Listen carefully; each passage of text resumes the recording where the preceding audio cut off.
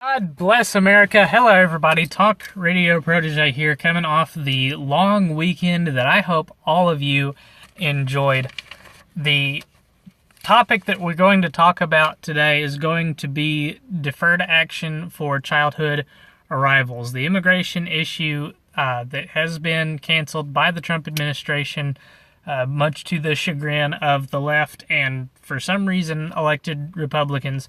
That's what we're going to talk about today. I'm going to attempt to offer my version of a solution to this issue. I want to know what you guys think. I want to know what you guys would propose as the solution. But let's get right into the issue. First of all, what is the ordinance that is DACA? Not necessarily what does it do, not necessarily why it is important.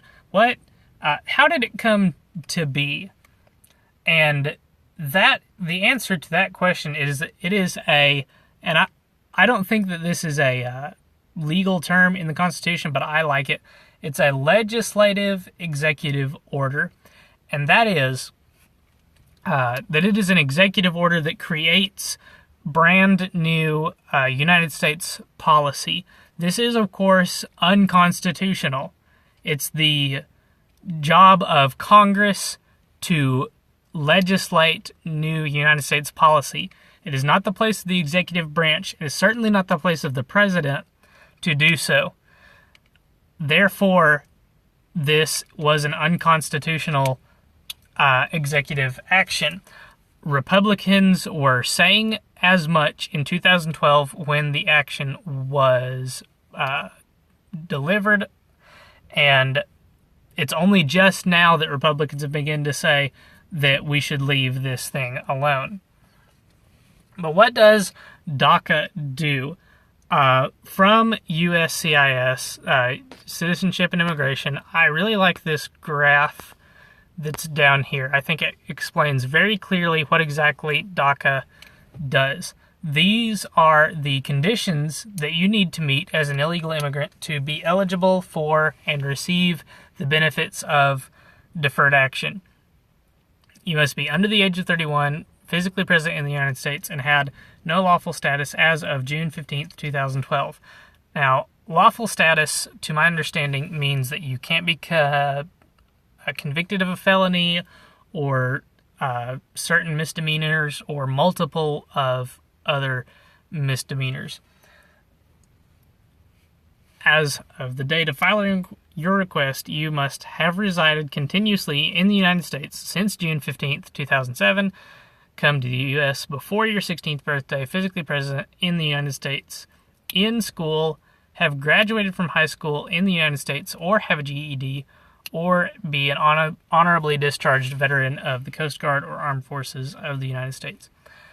These are the types of people that are supposed to be affected by DACA. There's no doubt in my mind that under the Obama administration these rules were bent, but this is the stated rules from Citizenship and Immigration.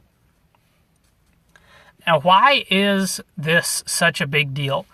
Why is it such a problem to cancel these actions?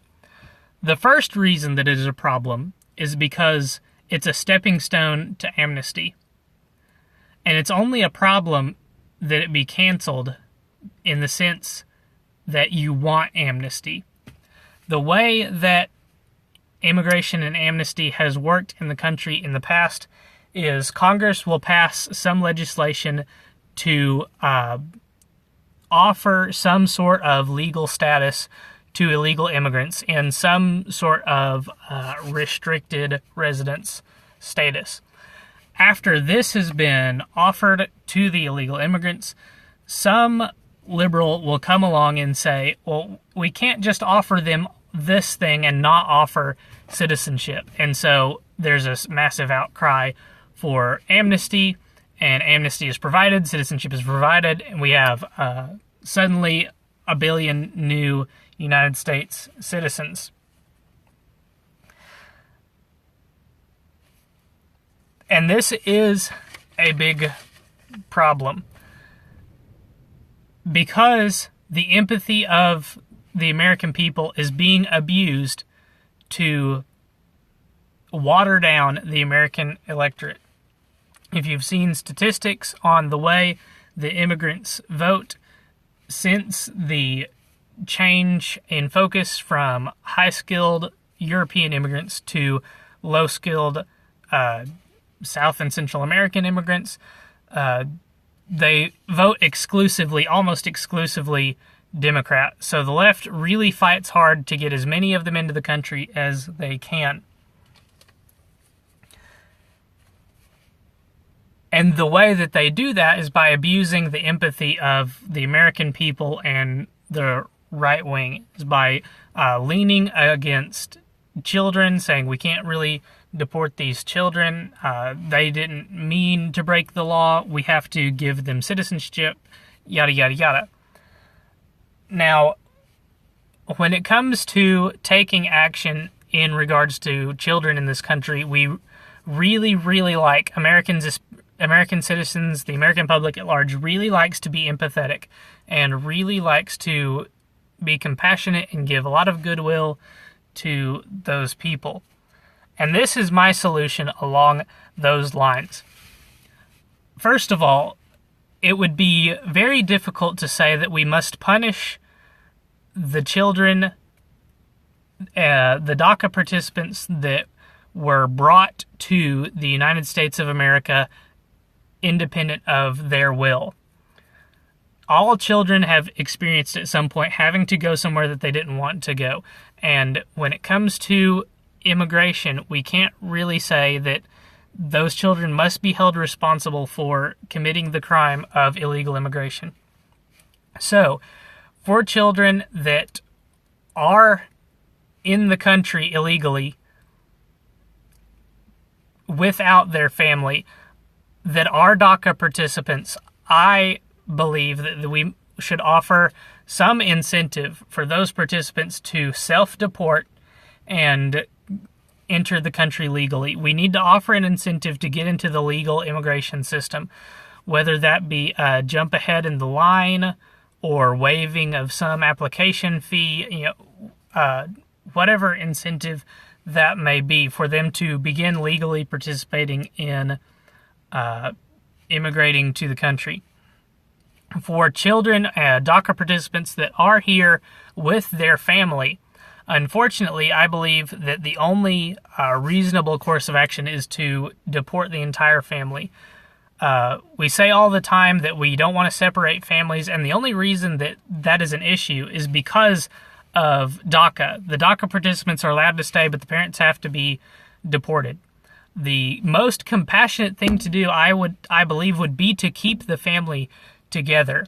And the parents must be held responsible for breaking immigration law, so they must be deported. Therefore, the children must be deported with them. If the DACA participants are adults and do choose to leave their parents, then they ought not be punished for participating in breaking of the law outside of their will. In my opinion, we ought to restrict the legal immigration access of illegal immigrants that are caught and deported, but the DACA participants ought not to suffer those consequences, in my opinion. If they didn't self-deport, the DACA participants, that is, if the DACA participants that are being deported with their families did not self-deport, they don't get to receive the incentives that the self-deportees did. So that's just my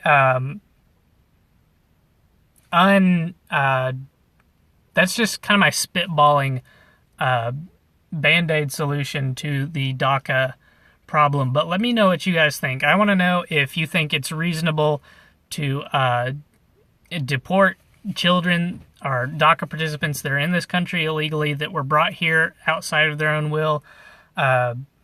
That's really what people are getting hung up on. That's where the heartstrings of the country are being pulled. How harsh do you think we need to be? Let me know if you liked the video. If you did, please share and subscribe. Come back for more. Thank you so much for watching, and I'll catch you next time.